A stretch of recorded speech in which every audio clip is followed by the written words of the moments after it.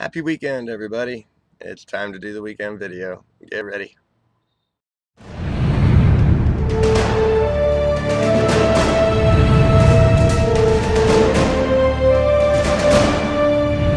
know, today I want to talk about a paradigm shift that I think is critical in that is revealed in this good news that we call the gospel.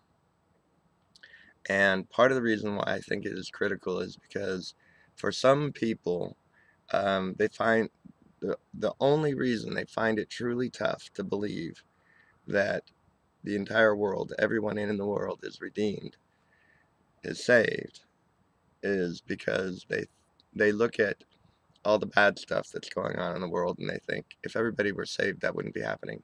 If everybody were redeemed, that wouldn't be happening. If if you're saying that sin was taken away, then that wouldn't be happening. That is a stumbling block.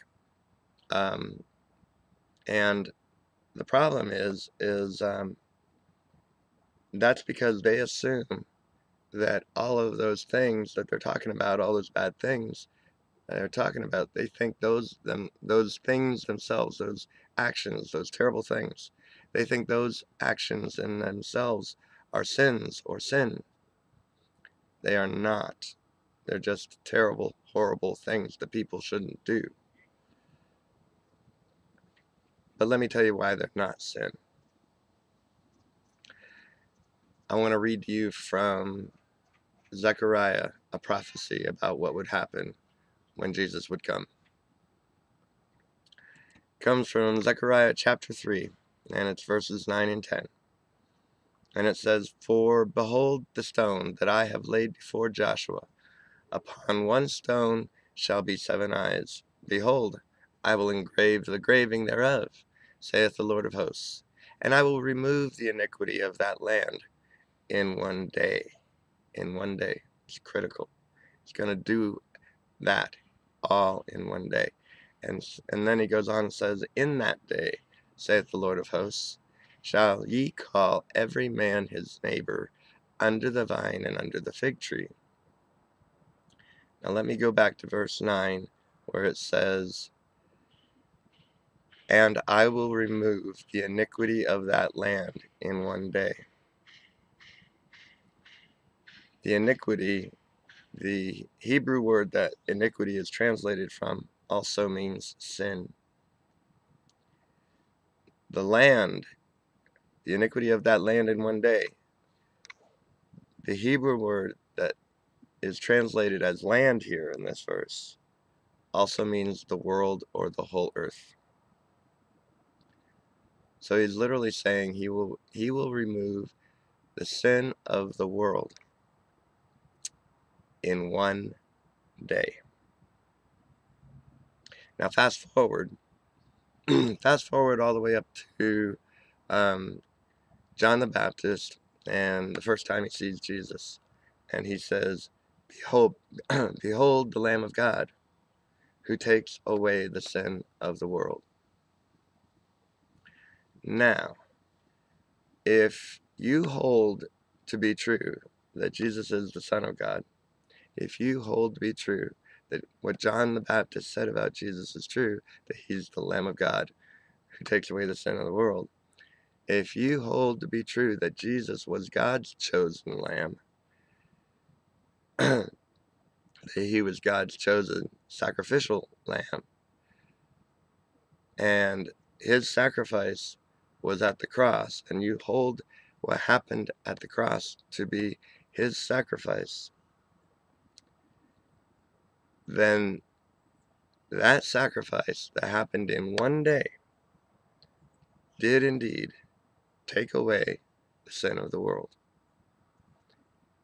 And now, because of that, everyone is each other's neighbor, is each other's equal, as Zechariah said.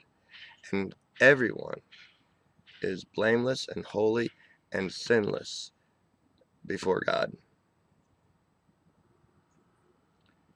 And in Hebrews it says that sacrifice only needed to be done once and never again, because sin was taken away, it was destroyed, and we are no longer corruptible by anything such as sin.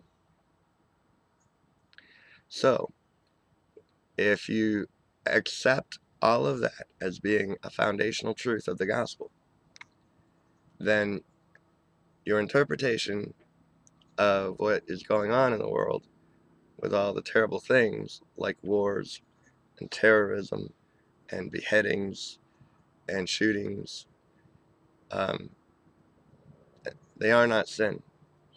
However, this good news, if the world would come to understand this news, that we are all equal, then maybe the Islamic jihadists would not be cutting people's heads off. Maybe Protestants and Catholics in Northern Ireland would get along better. Maybe um, fundamentalist religious men in Christianity, Judaism, Hinduism, uh, Islam, maybe those men would start treating their wives as equals instead of submissive, and all women as equal, for that matter. Maybe we'd all look at each other as equal and righteous